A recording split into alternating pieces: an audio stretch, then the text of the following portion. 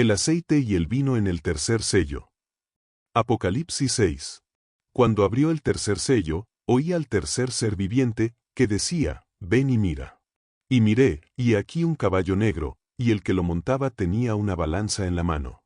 Y oí una voz de en medio de los 4 seres vivientes, que decía, 2 libras de trigo por 1 denario, y 6 libras de cebada por 1 denario, pero no dañes el aceite ni el vino. Este pasaje del tercer sello nos hace ver que las promesas de Dios son inagotables y grande su misericordia, para quienes perseveren hasta que el Señor Jesús venga por segunda vez. En medio del despliegue de los juicios apocalípticos, surge una de las promesas más reconfortantes de la escatología, la preservación de lo sagrado. Mientras la apertura de los sellos revela crisis globales, la instrucción divina, pero no dañes el aceite ni el vino, establece un límite sobrenatural.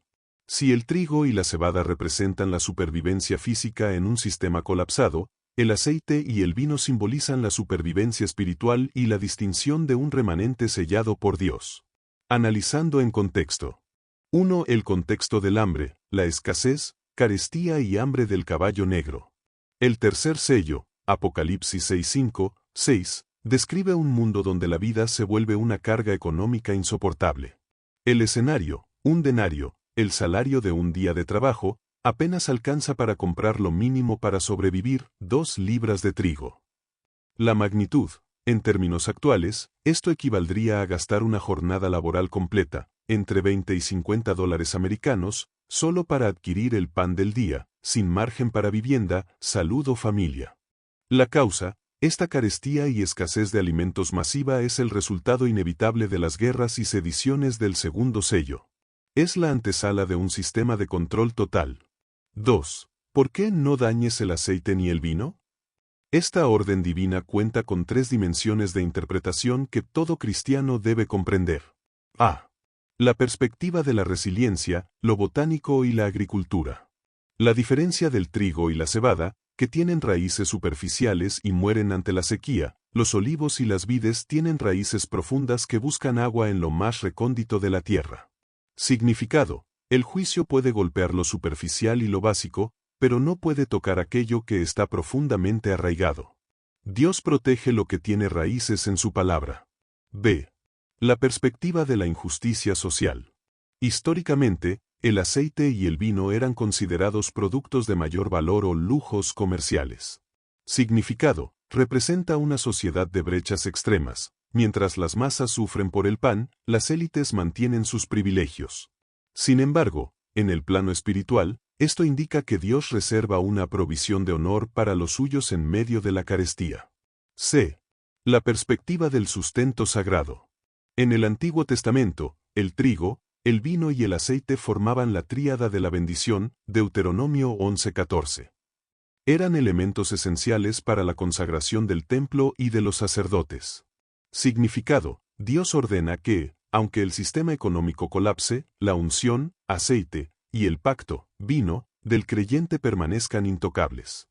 3. La simbología espiritual, nuestra salvaguardia. El aceite, el sello del Espíritu Santo. El aceite es el combustible de nuestra lámpara y el símbolo de nuestra identidad en Cristo. La unción de protección, así como Dios ordenó a Moisés ungir el tabernáculo para consagrarlo, Éxodo 30:30, hoy el Espíritu Santo es nuestro sello, Efesios 1:13. La parábola de las 10 vírgenes, Mateo 25. Esta parábola es por excelencia la manifestación de quienes tienen o no el Espíritu Santo. La diferencia entre entrar o quedarse fuera de las bodas del Cordero fue la reserva de aceite. No dañar el aceite es la orden de proteger la vida espiritual de quienes mantienen su comunión íntima con Dios. Aquí la parábola de las 10 vírgenes, Mateo 25. Entonces el reino de los cielos será semejante a 10 vírgenes que tomando sus lámparas, salieron a recibir al esposo. 5 de ellas eran prudentes y 5 insensatas. Las insensatas, tomando sus lámparas, no tomaron consigo aceite, mas las prudentes tomaron aceite en sus vasijas, juntamente con sus lámparas. Y tardándose el esposo, cabecearon todas y se durmieron. Y a la medianoche se oyó un clamor, aquí viene el esposo, salid a recibirle. Entonces todas aquellas vírgenes se levantaron, y arreglaron sus lámparas. Y las insensatas dijeron a las prudentes, dadnos de vuestro aceite, porque nuestras lámparas se apagan. Mas las prudentes respondieron diciendo, para que no nos falte a nosotras y a vosotras, id más bien a los que venden, y comprad para vosotras mismas. Pero mientras ellas iban a comprar, vino el esposo, y las que estaban preparadas entraron con él a las bodas, y se cerró la puerta. Después vinieron también las otras vírgenes, diciendo, Señor, Señor, ábrenos. Mas él, respondiendo, dijo, de cierto os digo, que no os conozco. Velad, pues, porque no sabéis el día ni la hora en que el Hijo del Hombre ha de venir. El vino, la sangre del nuevo pacto, Hebreos 8. El vino representa la redención y el gozo de nuestra salvación, Mateo 26, 26 al 29.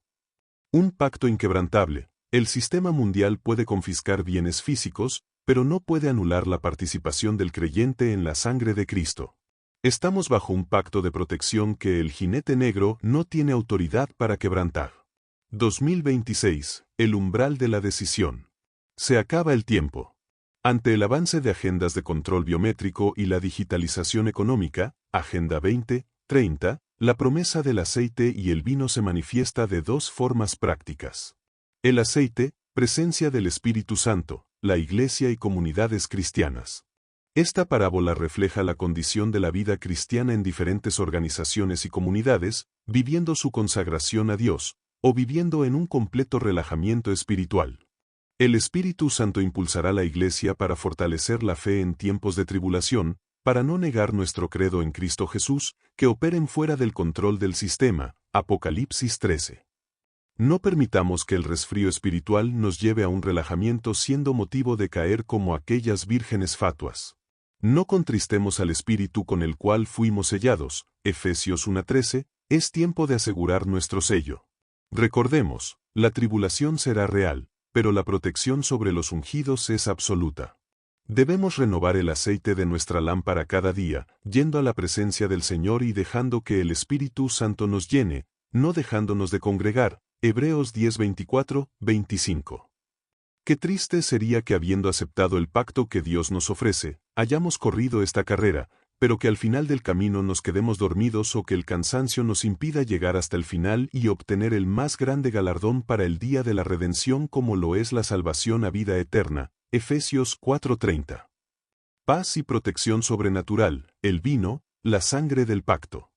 Cuando Cristo llegó a nuestras vidas, cuando hicimos ese pacto con Dios, mediante la sangre derramada por su Hijo, que representa el vino que ofreció a sus discípulos, para establecer el nuevo pacto, Mateo 26, 26 al 29, para salvación de quien creyera y viviera en obediencia y fidelidad a sus mandamientos.